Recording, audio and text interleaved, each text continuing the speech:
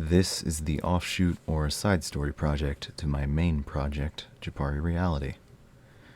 If you have not read Japari Reality, the story is an isekai into the world of Kemono Friends before the events of Season 1.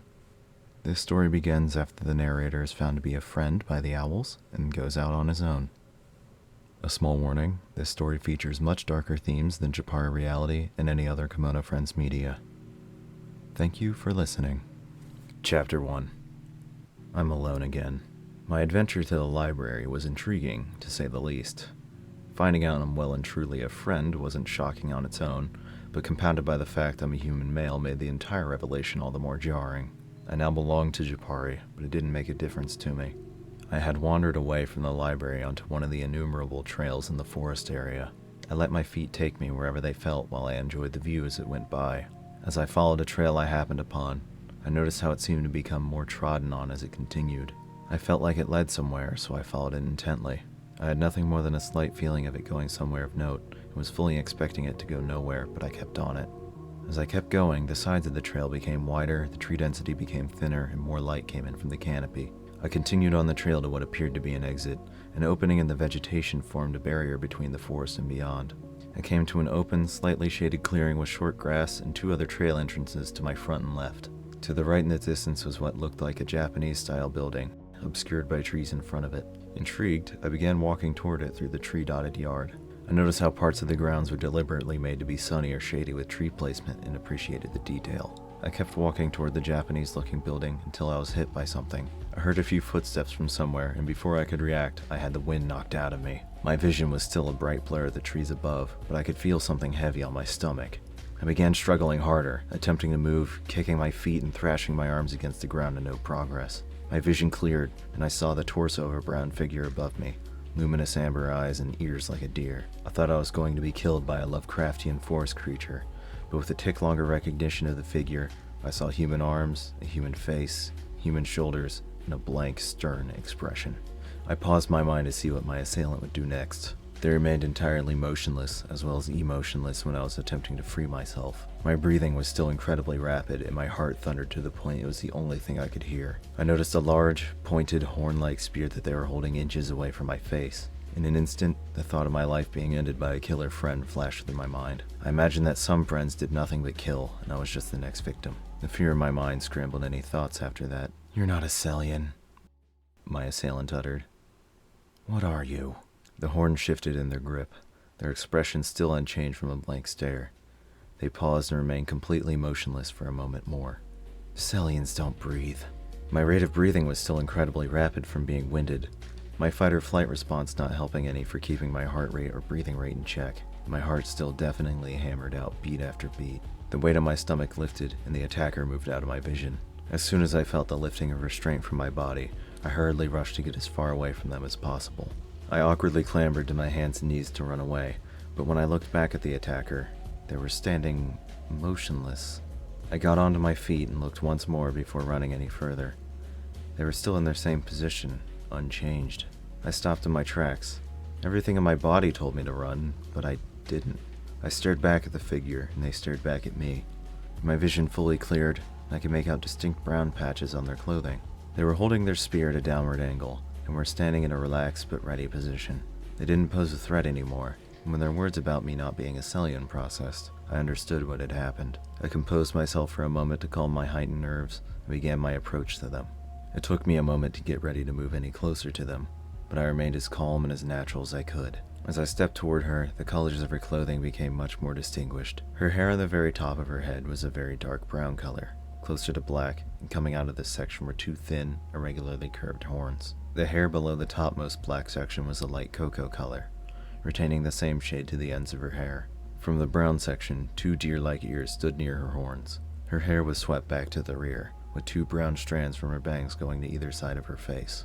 Her clothes continued the two-tone motif, with cinnamon brown and black serving as the two main colors. The collar in front of her shirt was brown, with the same color extending along the front of her arms to her rolled-up sleeves and down the front of her skirt.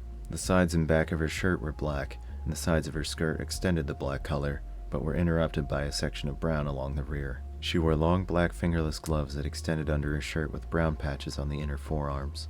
She wore three-tone leggings. Below the knees was cinnamon brown, Above the knees was black, and on the inner thighs was a skin-colored, almost cut-out looking section. Her tail was like that of a bovid, brown until ending with a fluffy black-tipped ending. Her deep brown eyes locked with mine as I moved closer, showing some signs of emotion behind her stern veil. I first went to retrieve my backpack, which had been moved several feet from where I'd initially fallen. She watched me intently as I advanced, only moving slightly to keep me in view. I moved directly toward her position after I got my backpack, watching how she reacted as I approached. She stayed relaxed, and her expression changed from stern to curious as I came closer. With a bit of time, I came into talking distance of her, despite the alarm bells ringing in my head. "Are you hurt?" she asked, sounding more like a statement than a question. "I'm okay, just a little frazzled." "I see. I was out searching for Sellians, and I've heard rumors of mimic Sellians. You aren't a Sellian." She paused and looked me over. "Sellians don't breathe. What are you?" "I'm a human male friend. The owls told me that." "Very well. My mistake for the ambush, since you aren't a Sellian. Do you need a moment to rest? You still look a bit frightened." "I guess so. Come with me." I followed her to a large oak tree, and sat back against it to catch my breath and let my racing heart slow down. She kneeled on both knees beside me and gave me an empty stare like before. I reasoned that this was the only way she knew how to communicate, especially compounded by the way she spoke in monotone, curt sentences. She was very stoic, only showing emotion if absolutely necessary, and entirely devoid of any usage of body language. She very obviously had a lot of rigor in her character. I wondered why that was, so I probed her by chatting with her. "So, why were you searching for Sellians?" I asked, hoping for a helpful answer. "I hunt them. It's what I do. I spend most of my day searching and fighting Sellians." "Why?" My simple question must have ignited something in her, as she was visibly taken aback by it. She wasn't offended, more so confused that anyone would ask that. "Well, the way I see it, if I'm good at fighting, I shouldn't waste my potential. I found that I'm quite good at this, and if no one else is going to dedicate their time to fighting Sellians, then I should do it." "Well, I see then. Quite selfless of you."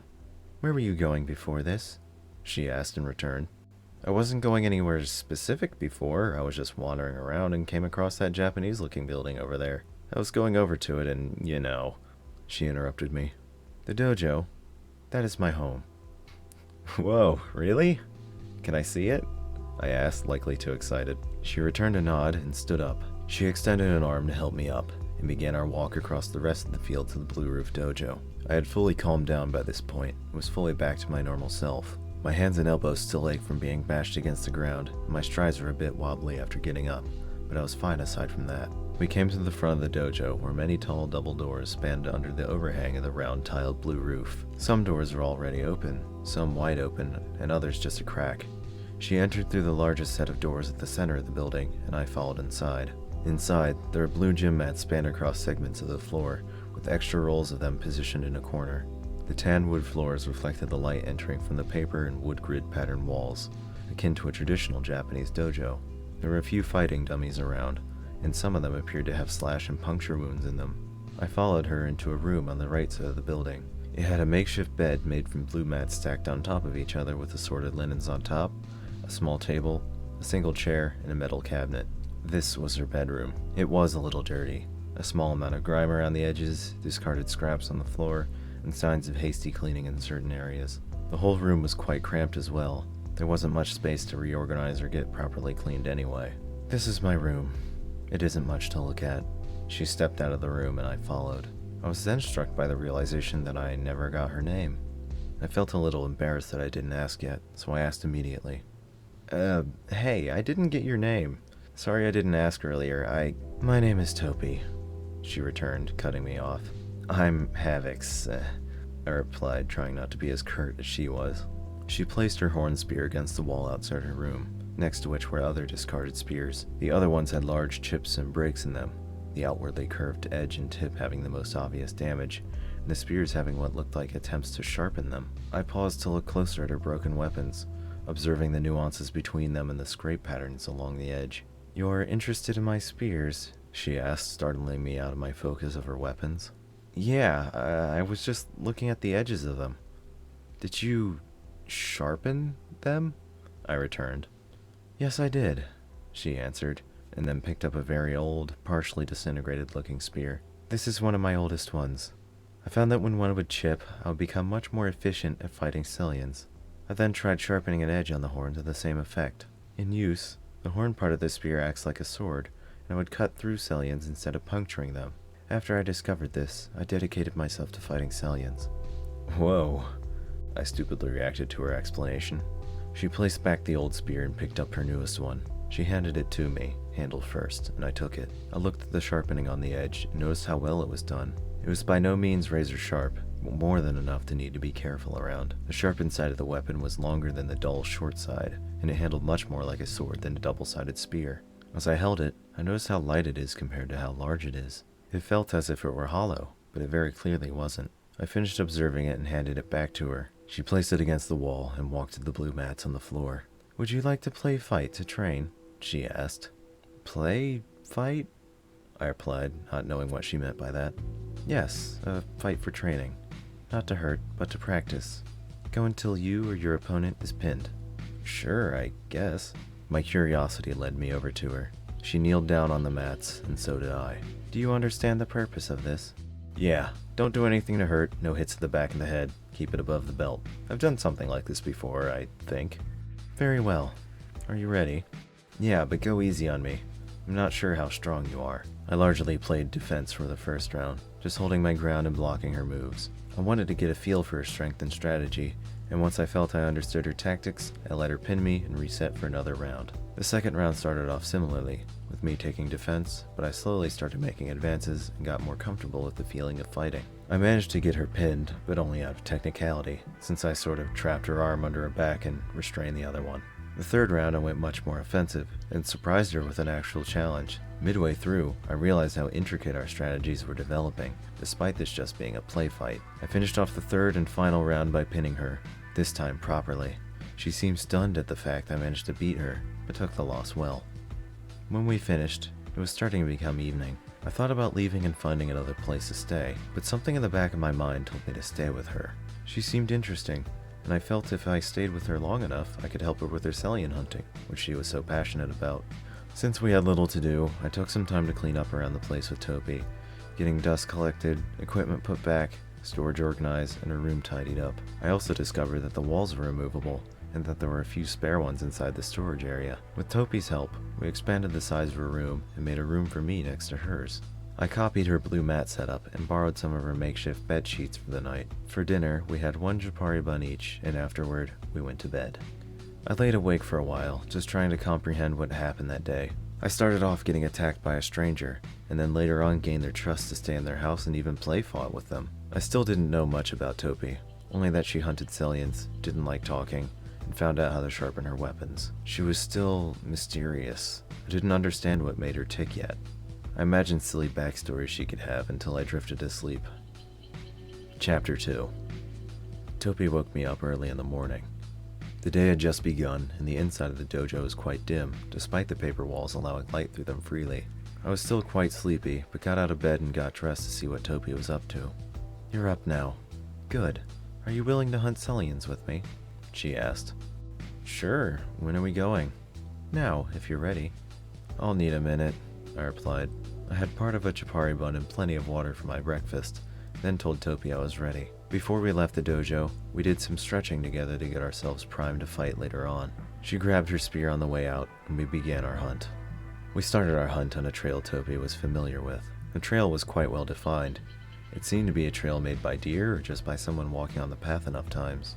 The area under the tree cover was very open, with only thin, wiry trees blocking the open path. It was so open, you could run in the perfect straight line off the trail and not have to dodge anything in your way. The only thing that could stop you were the enormous trees that provided the actual canopy to the forest.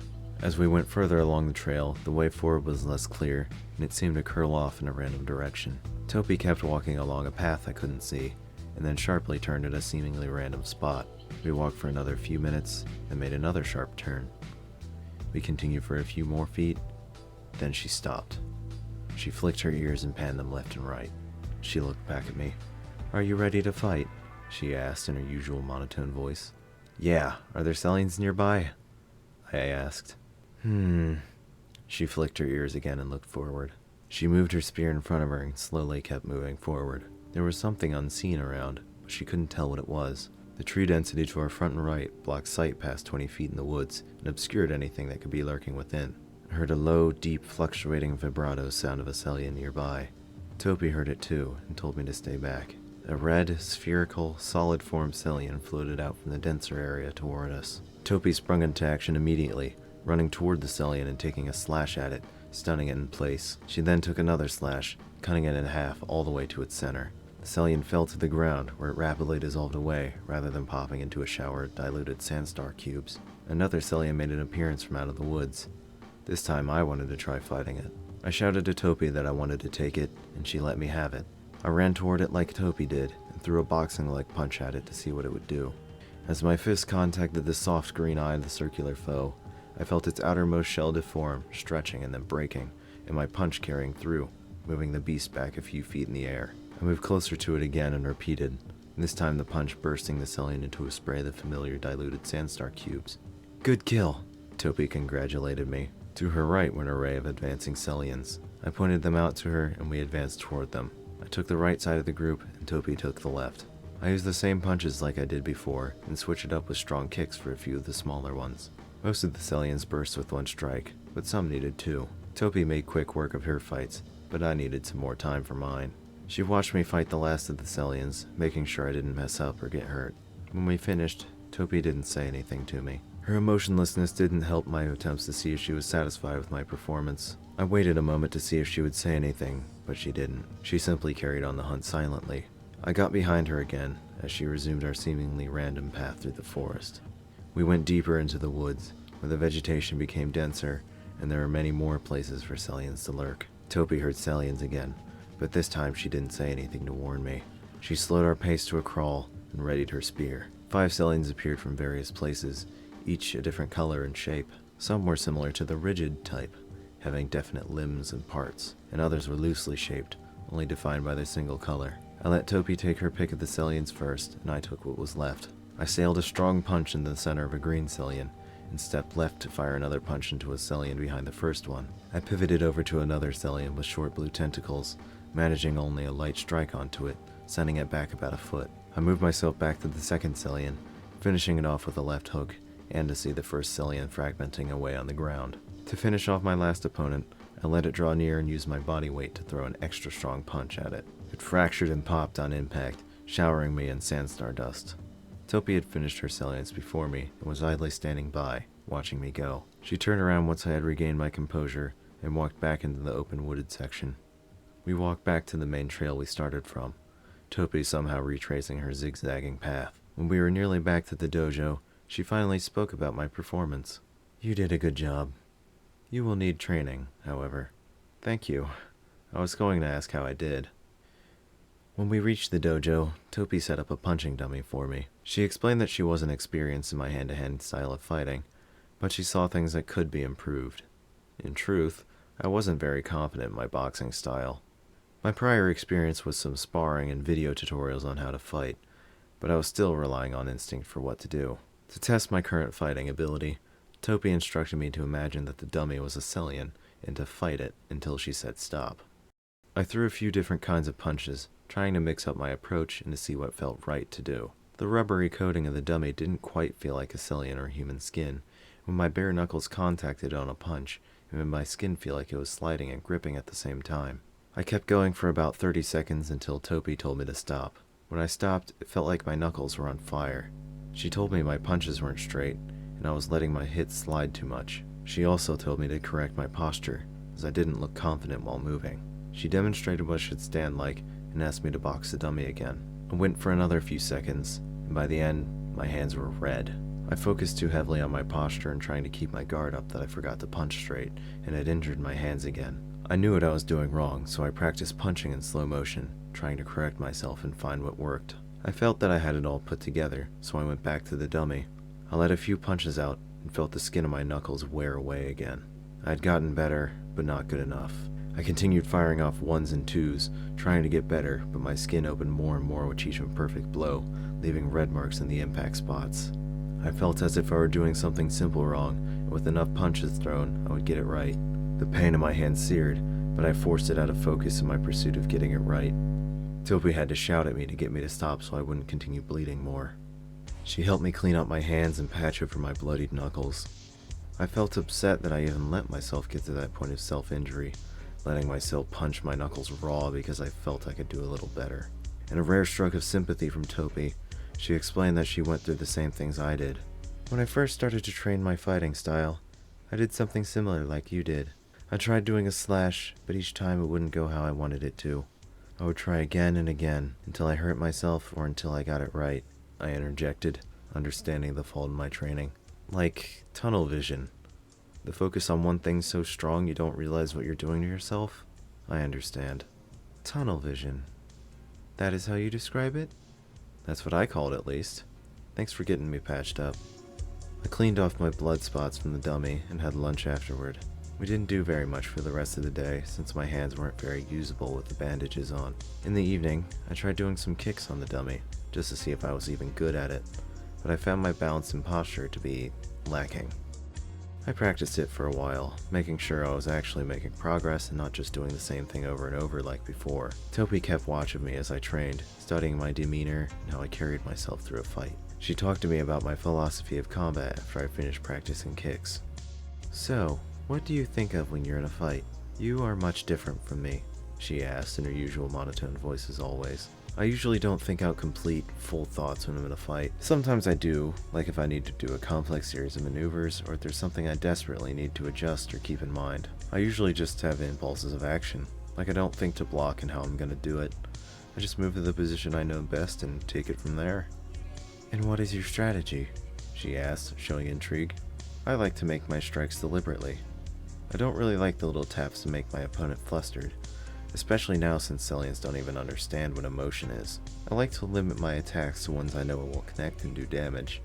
I'll still throw jabs, of course, but I'd rather have hard hits. Now for Sellians, those pretty much only take hard hits, right? Can you even tire them out? No, not exactly. You will have to strike them hard to kill them. There isn't any other way to do it. She paused and stared at me with her emotionless gaze. Continued. I like your way of fighting. You might do well with a spear like mine. Maybe, but I'd like to get good with my fists first, as I'll always have those. Maybe later on you could teach me how to fight like you do. Potentially, she returned in a noticeably unenthusiastic tone. We didn't do anything for the rest of the day, since the sun was setting and we only had an hour of sunlight left. As I was going to sleep, I recounted the day's events, and remembered how much Topi stared at me throughout the day. Even after she bandaged my hands and finished my serious training for the day, she kept watch of me. I imagined that she still distrusted me and was watching me to see if I would turn on her or something similar. The way she didn't show any emotion or sign of thought while she looked at me confused me to no end. I even stared back at her for a while, trying to get her to look away or smile or do anything other than glare at me. I fell asleep for another night, feeling unsatisfied with my understanding of my bovid companion. Chapter 3. Topi woke me up early in the morning again. It was hunting time, so I took off my bandages and got ready to go. Once I was ready, we stretched to get loose and headed out of the dojo. She took us across the dojo's lawn and onto the trail I came out from the day I met her. She took us deep into the woods, far off the trail that I knew. As we went further into the denser woods, the ground became much more uneven, with tree roots popping out of the dirt, tripping me up if I wasn't careful. We continued walking for an excruciatingly long time. Topi didn't even hear anything like Sellians around. She said that it might still be too early for them to be up and moving around, that we might have better luck finding some in the brighter areas. We walked back to the trail entrance, over to another side of the lawn, and onto a different trail. We followed the inclined path for a short while, then went up a steep hill to a densely packed, yet bright wooded area. On my way up, I tripped into the back of Topi, startling her. I must have attracted Sellians with my commotion, as several came up the hill after us once we reached the top. They all came from a single direction, but our space to fight was limited by the trees around us. I tried a moving 1-2 punch on my first Sellian. It shattered on contact and revealed a larger, tentacled Sellian behind it. I tried throwing a hook at it when my weight was shifted to the left, but as I let the hook go, I slipped and missed the Sellian completely. My footing was totally incorrect, and I had to catch myself from falling over completely. I hastily reset myself and took out the Sellian in front of me. I glanced over at Topi's side of the battle as she cut a dark purple Sellian in half diagonally, with more coming after that. I pivoted back to my battle and took out an incoming tall Sellian with a kick. More came, and more punches and kicks were issued. The last Hellion I fought was a green, crescent-shaped Hellion, which I had a lot of trouble dealing with. I tried punching it, but it read my attack and dodged out of the way. I tried kicking it, but fell short. I tried to punch again out of desperation, but fell on the ground from losing my balance and exhaustion. Topi finished it off with a slash from her spear. "Get up," she demanded. She picked me up and brushed me off quickly. "I'm sorry, Topi. I made a mistake. It was an accident." I apologized, very embarrassed that I had to have her help to fight a single Hellion. "You're all right. Good." She looked me over for a moment. "Follow me." She took me back down to the dojo. On our way back, I noticed that my wounds had reopened, and that I was bleeding again. I reasoned that I might need to use gloves for fighting from now on, unless I wanted to get an infection from having an open wound at all times, since I would be fighting often. When we got back to the dojo, Topi patched my knuckles again. I kept apologizing for not being helpful in the last fight, until she told me not to worry about it. "You had a bad fight. That is all. You made some mistakes, which is okay. You need to learn from those mistakes," she told me. "I know what I did wrong, having you pick up after me when I fail just feels wrong, like I'm not being helpful," I replied bashfully. "You're learning. You have to learn yourself somehow." I didn't do any training for that day. I kept replaying the events of that fight over and over in my head, thinking about everywhere I went wrong. I analyzed what I could have done differently, and cursed myself for my stupid moves I did in desperation.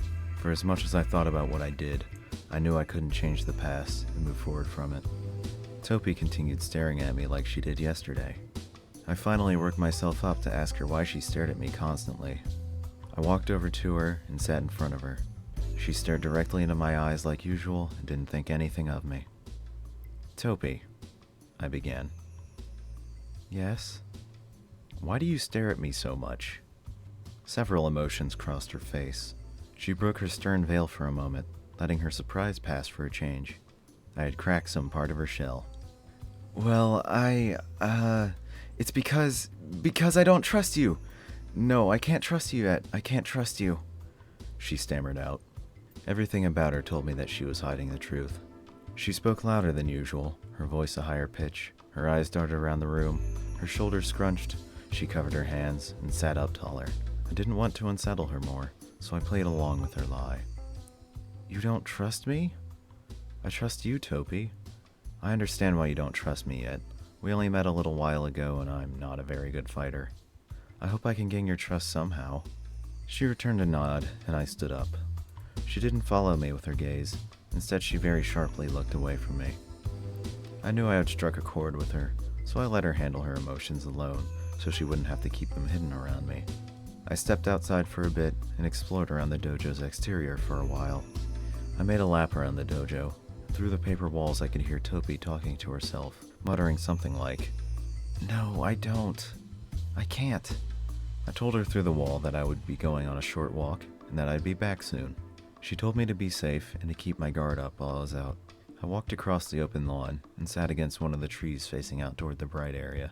I watched the wind roll over the grass and rustle the trees' leaves for a while, taking in the sights and sounds to give myself something to do.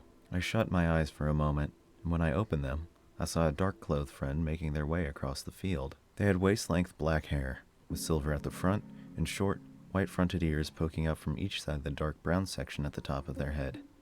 They wore a brown jacket that from afar seemed to be too large for them, a black button-up shirt, and a white skirt. They had long black fingerless gloves extending halfway up their forearms, and over-knee black boots with white tips at the toes and brown fur around the top.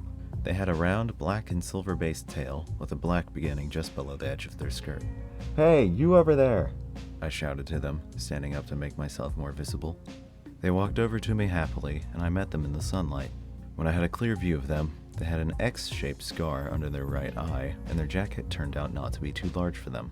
Instead, they wore their jacket by the collar, only buttoning up the top button to keep it on, and letting the rest act as a cape. They didn't use the sleeves either. They left them off and let them be a part of the cape as well. Around the collar of her brown jacket was a white flame pattern. She extended a hand to me for a handshake. I gave her a firm greeting handshake while she gave me a toothy grin. "Nice to meet ya. I'm Wolverine," she greeted me with an intense, energetic voice. "I'm Havix. Nice to meet you too, Wolverine." "You wouldn't have happened to seen a brown friend around, would you? She has a big spear, horns, orangey brown clothes." she asked. Topi? I replied, since she's the only orangey brown girl I know. Yeah, I was looking for her. Where'd you see her? Oh, she's in the dojo. Her and I are staying in there for a while. Do you need her? I was just going to chat with her for a while. She and I are good pals. Surprised at this, I responded. Oh, you are? I thought she'd stay alone most of the time. She seems like she doesn't like people very much. You've spoken to her? Wow. I thought she would only talk to me. I thought I was the exception, she exclaimed. Yeah, that's a bit of a story. I told her about how we met and the Cellian Fightings adventures we went on. Wolverine commented how on character Topi was throughout my stories. She smiled and laughed at my jokes and observations, which was a nice change to have from Topi's stoicism. I told her almost everything except the last interaction we had, where I flustered her by asking why she stared at me. I had another instance of something in the back of my mind telling me not to do it. I walked back to the dojo with Wolverine. We went in the front doors and found Topi sitting cross-legged on the mats, staring blankly at the ground, motionless. It was a candid view of her, seeing what she did when no one was around and while she had nothing to do. When she noticed our presence, she stood up to greet us. Wolverine greeted Topi with a handshake and toothy grin, and Topi returned a handshake and blank expression. Hello, Wolverine. Havix as well. Topi started. How have you been, big girl? Wolverine beamed. I have been well. You must have met Havix. He and I have been fighting Cellians together since we met. He is as good as a fighter as you are. He has much higher adaptability than you do. He's also very intelligent. He discovered that the walls here are movable and helped expand my room and created a room for himself. I've heard that humans are really smart. Ooh, have you seen his wild release yet? I can only imagine what a human is capable of then. I added in. I'm not sure humans even have a wild release at all. I haven't ever gotten to that point yet. Maybe we'll find out then, Mr. Havix, Wolverine added. So what are the Cellian numbers like these days, huh? Quite high. You may want to stay near this area for a while, in case either of us needs help fighting. This is one of the highest areas for Cellians in the park. I was fascinated with that statement. This is one of the hot spots? Topi responded before Wolverine. Yes, there is an abundance of Cellians around. I believe this is one of the major areas where Cellians are formed. Most are low-level vermin, but some come to be major threats. Wolverine backed her up. And we do our part to keep them down. My, how valiant of you two. I hope I can keep up with the task. Topi and Wolverine continued chatting for a while about the state of the area and things they had done. Wolverine had many more stories to tell than Topi, most of them about meeting friends and short fights she had with Cellians. While they were talking, I noticed that Topi still took time to look at me. She would stare right at me while she was thinking of a word, while she listened to Wolverine, and any time I moved. She didn't seem so intense with her gaze now, instead appearing much more relaxed and comfortable with me. I also noticed in Topi's word choices that she was much more kind to me than Wolverine. I reasoned it was because Topi knew Wolverine much more than me, and that they got along very well. Despite Topi's stoicism, it was clear they had the same level of friendship between them. As Wolverine was leaving, she pulled me outside with her. She said that she had some things to tell me about Topi before she left. Okay, here's some things you should know about Topi. She's a great girl, don't get me wrong, but she can be a bit strange. Anyway, you should play fight with her often. She loves play fighting. Next, don't take her spear if she puts it down. That's a big no-no. Why's that? I asked. I don't know. She might not trust anyone with it since it's sharpened or because she values it. Oh, and one thing from me before I go. From now on, you can call me Kazuri. That's my nickname. She patted me on the shoulder and said, Bye-bye, Mr. Havix. Wolverine, or Kazuri, was certainly an exciting individual and a good friend for Topi. I entered the dojo to find Topi patiently waiting for me inside. Wolverine is a good friend of mine. She has helped me many times. She welcomed me back. Thinking about Kazuri's advice, I returned, Topi, would you like to spar? Oh, yes I would. Would you like gloves so you don't start bleeding again? I took her offer for a pair of gloves. She gave me a set of her gloves, the extremely long ones that went all the way up to my bicep, so I rolled them down to my forearms. I took off my bandages and put some under the gloves so I wouldn't stain them in case I started bleeding. We went to the mats and sparred for a while. Topi placed quite a bit of effort into the fights, but I was able to exhaust her and take the win most times. Each time I pinned her, she had a look of surprise on her face. Her eyes seemed like they had a flame within them. She wouldn't push me off her either. She would just pant and stare up at me without moving. We sparred and play-fought until the late afternoon, and after a break, we went out hunting again. I kept her gloves on, as they did a very good job of protecting my knuckles from being torn. We stayed out for a few hours. Almost every 15 minutes a new group of Sellians would appear, and we would defeat them. As time went on, our fights became much more coordinated. We predicted each other's moves better, we communicated more, and we understood each other better.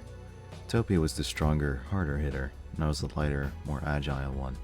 Topi was still very mobile, not staying in the same place for long, but I would bounce around each individual enemy. I tried to break up packs so Topi and I could take care of them at a better pace. We stayed out until evening and went back to the dojo when it started to get dark. "Today was a great day, right, Topi?" I floated, not expecting her to reply. "Yes, I enjoyed this day as well," she replied, trying to be enthusiastic. "We did a lot together today." "We sure did. We beat the crap out of those Sellians. Meeting your pal Kazuri was nice." "Oh, she told you her nickname," Topi replied flatly.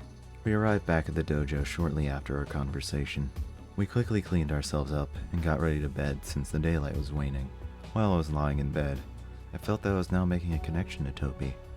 She seemed much more comfortable around me, not having to keep an intense watch on me while fighting or in the dojo.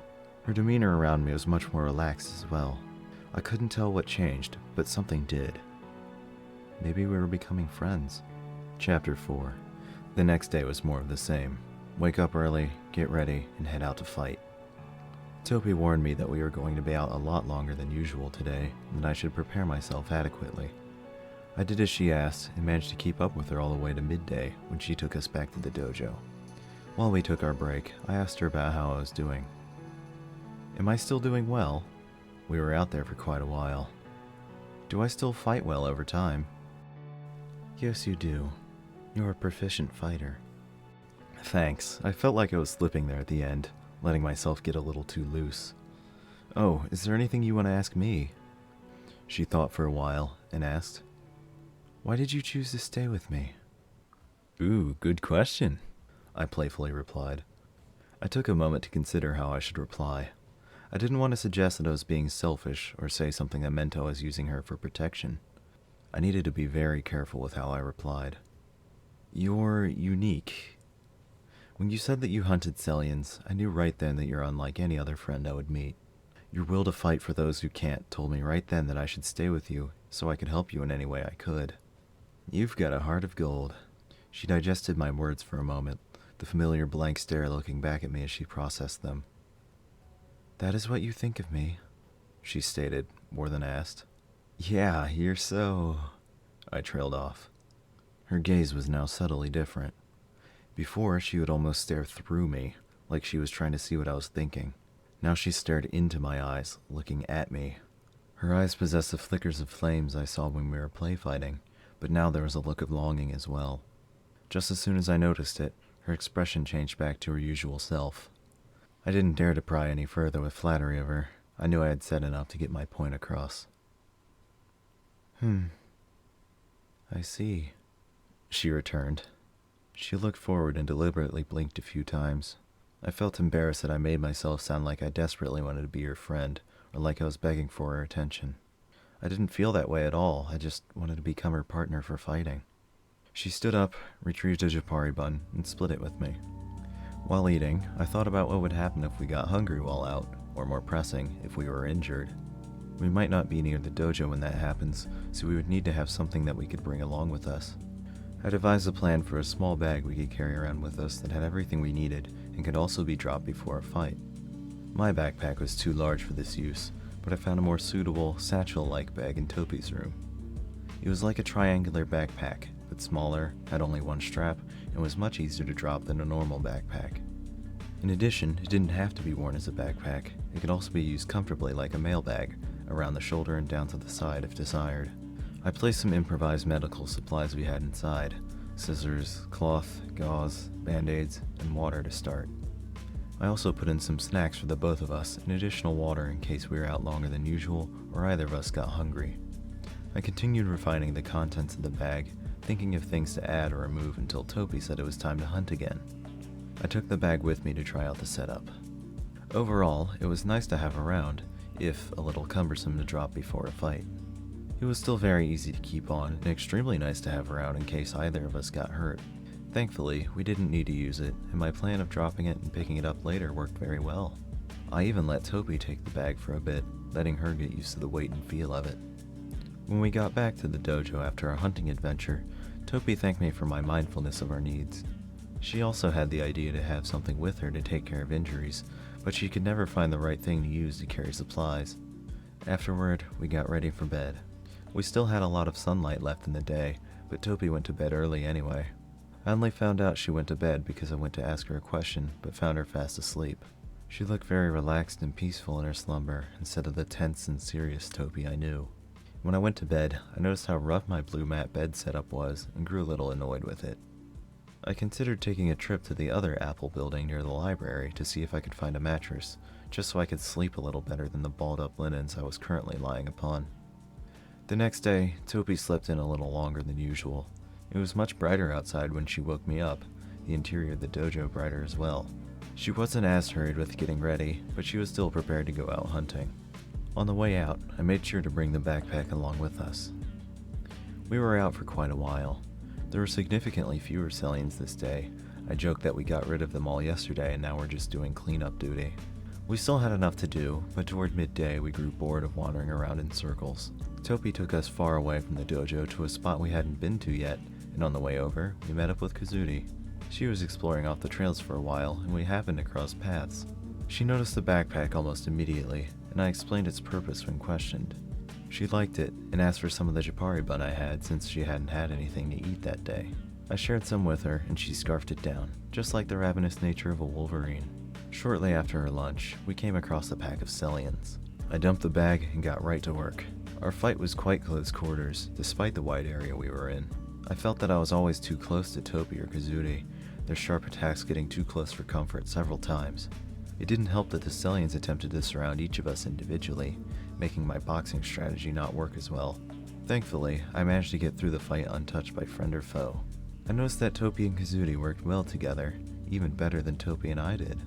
They seemed to worry less about each other's fights. Instead, they guarded each other's backs more than they fought together.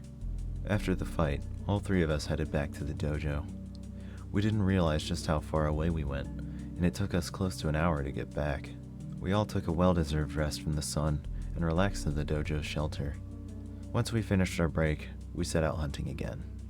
Our fights were much closer to the dojo this time, and similarly closer to each other. I had to shout at the two to spread out mid-battle, as we came dangerously close to hitting each other a few times.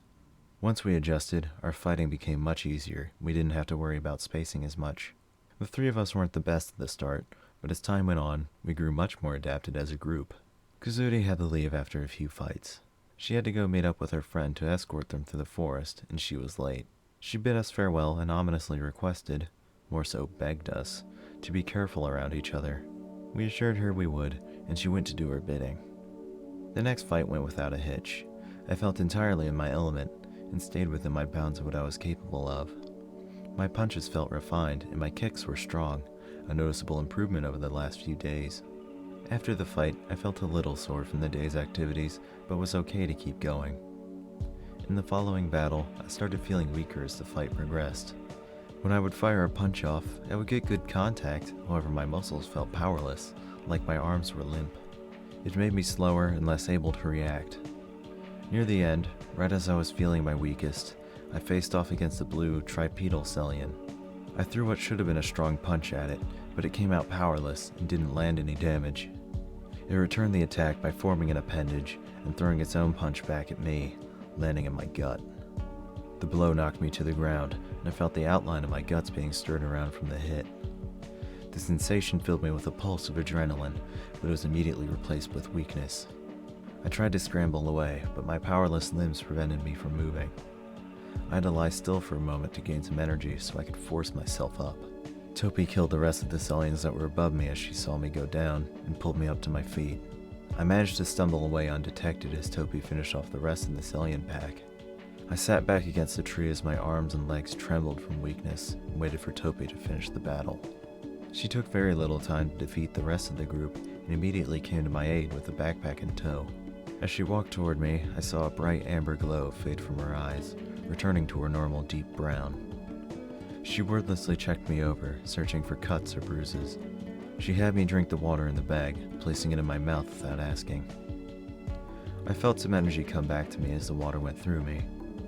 She observed my arms and saw that they were shaking. "You're shaking," she alerted me. "I'm really sore, weak," I managed to quietly squawk out. "Shh, save your energy."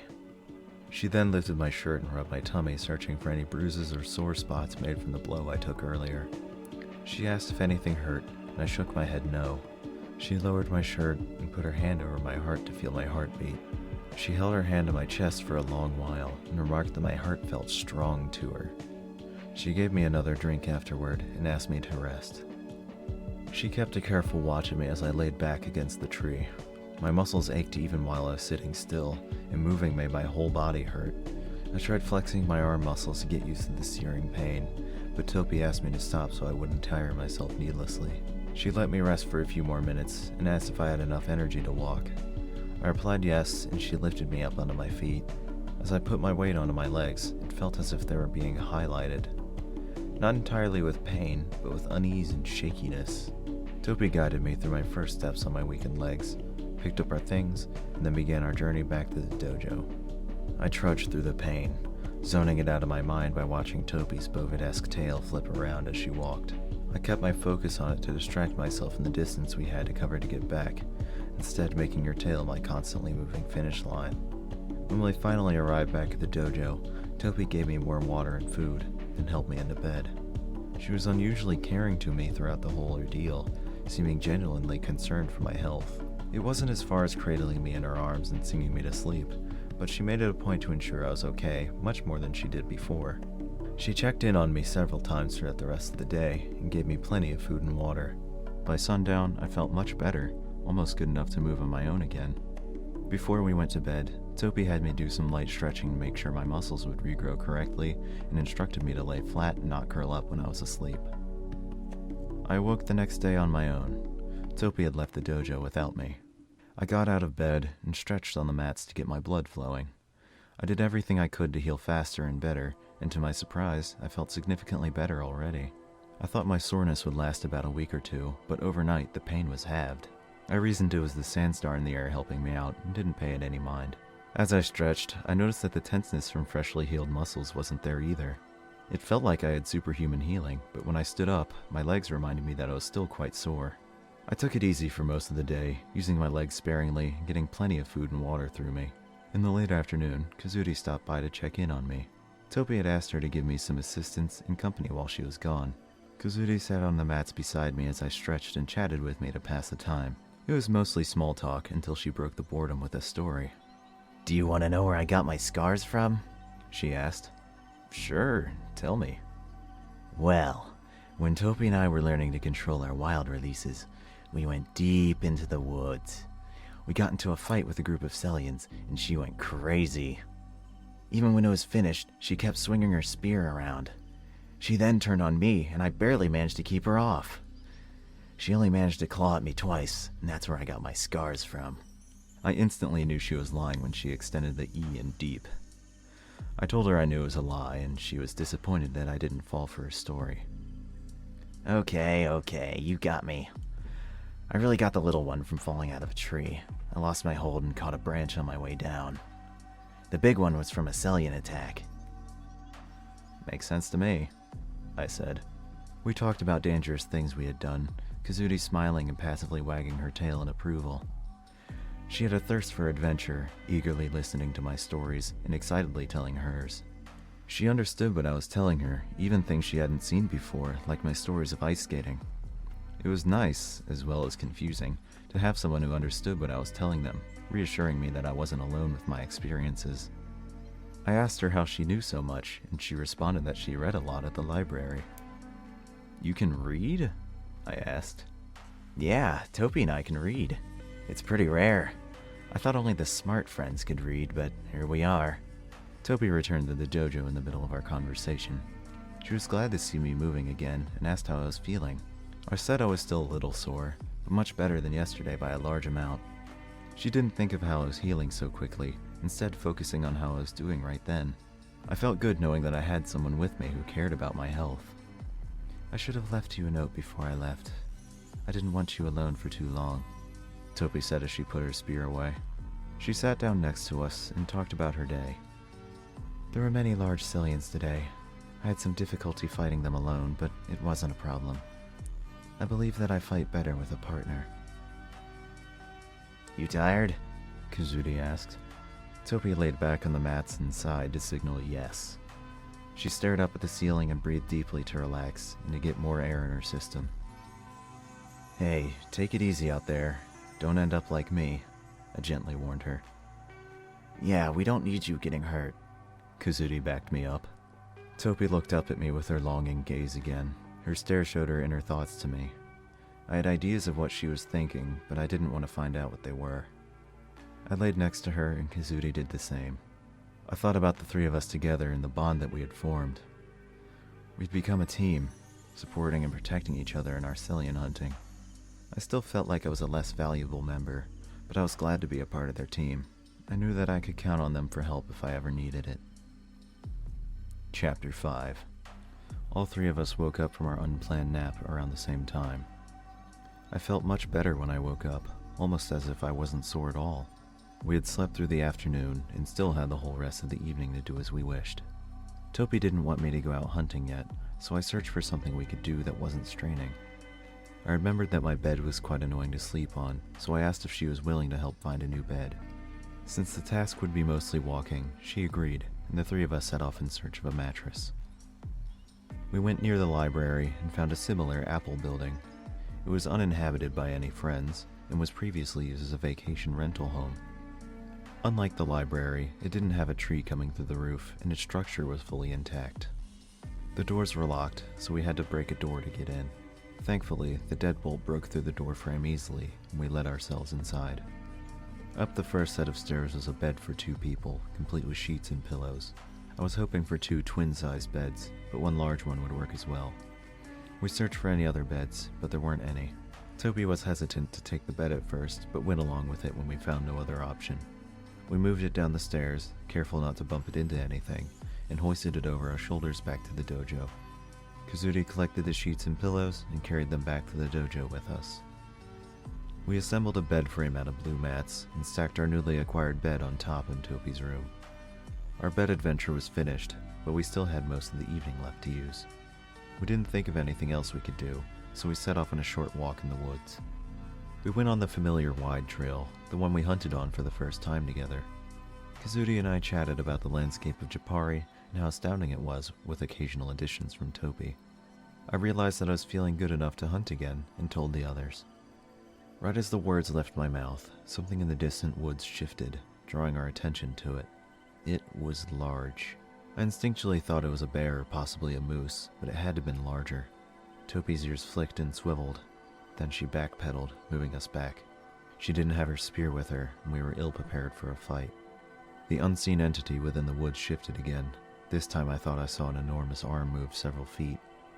The unseen entity was certainly a Cillian, but we were unsure if it was watching us or if it was preparing for an attack. Topi signaled to us to leave quietly, and we followed after her. The Cillian did not follow, and we got away safely. When we got back to the dojo, I tried to lighten the mood with a morbid joke.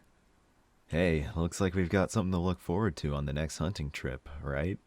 I said with a sheepish smile. They looked at me with disapproval of my joke. It wasn't that it was hurtful or poking fun at our mortality. It was just that it was true, and we would really have to fight it sooner rather than later. "Sorry," I apologized. I receded back into my room for the evening, sitting on my bed to pass the time. While I was thinking about my joke, I had the realization of how serious our situation is. If the Cillian appeared that big, and it was that far away, then it could be a serious fight. Another dreadful thought came to me as I wondered if it had hurt or eaten anyone yet. Just one friend on their own couldn't do anything. 2 certainly wouldn't stand a chance.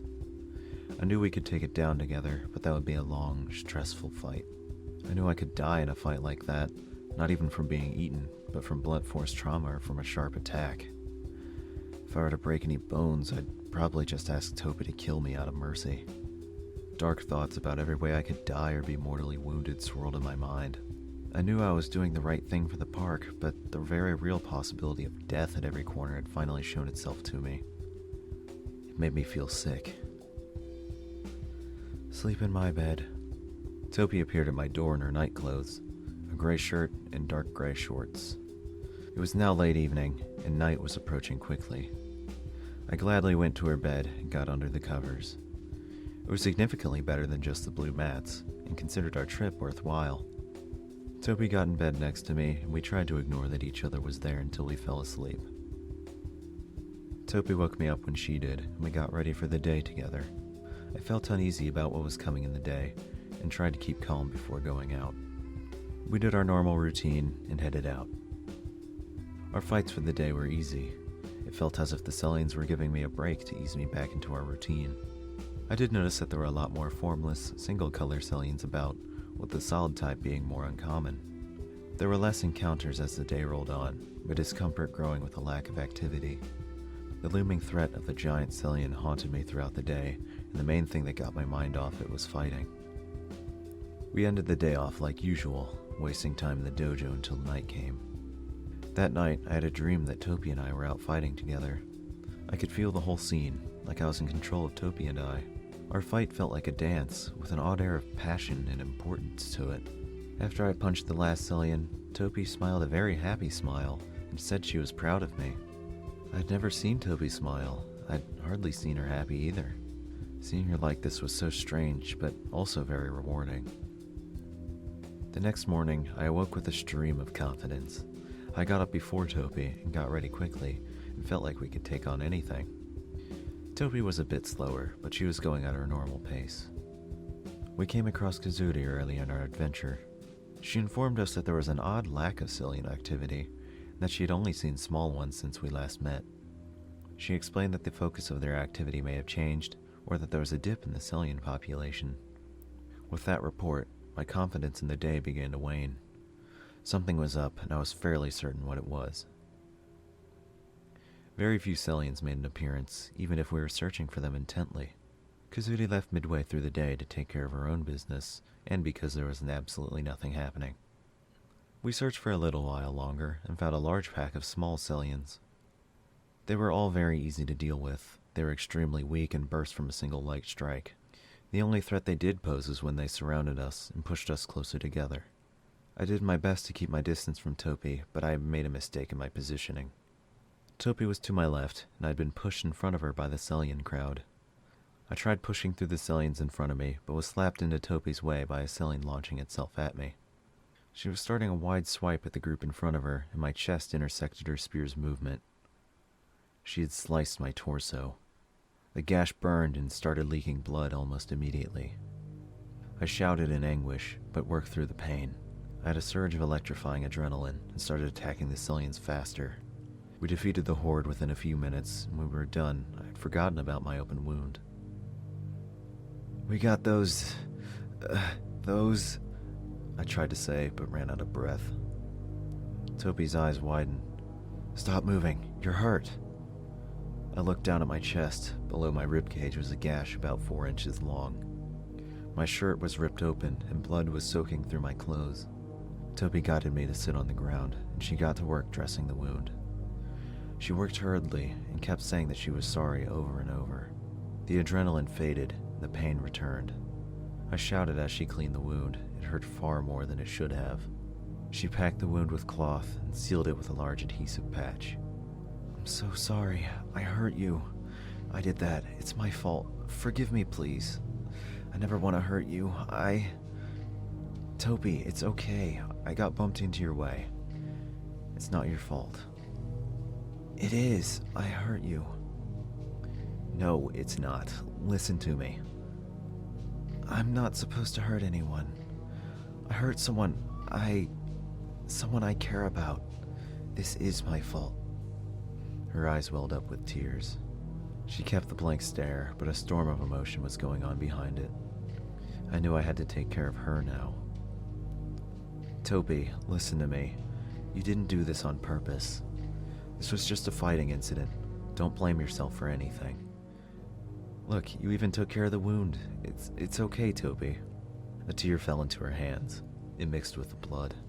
I told her to wash her hands so she wouldn't get sick. She reluctantly used the water bottle to clean off any remaining blood. Despite how bright and sunny this day was, I felt like this was the darkest day in a while.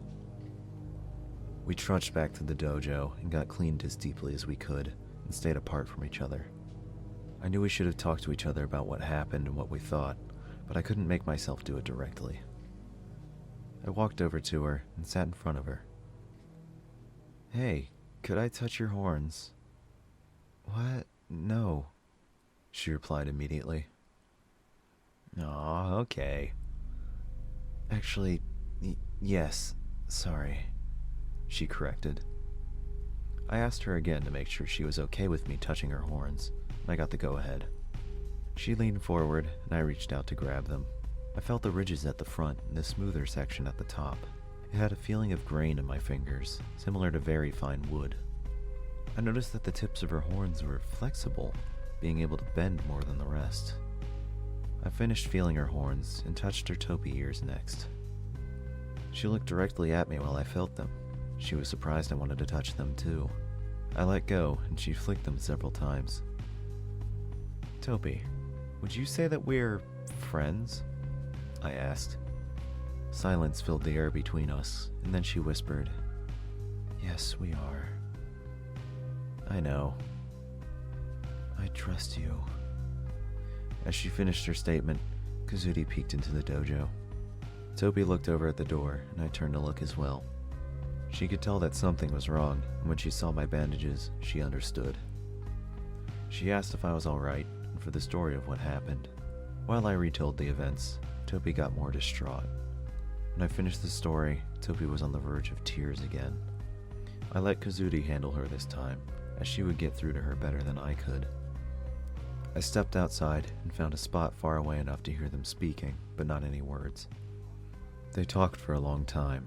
I returned once I heard their voices go quiet.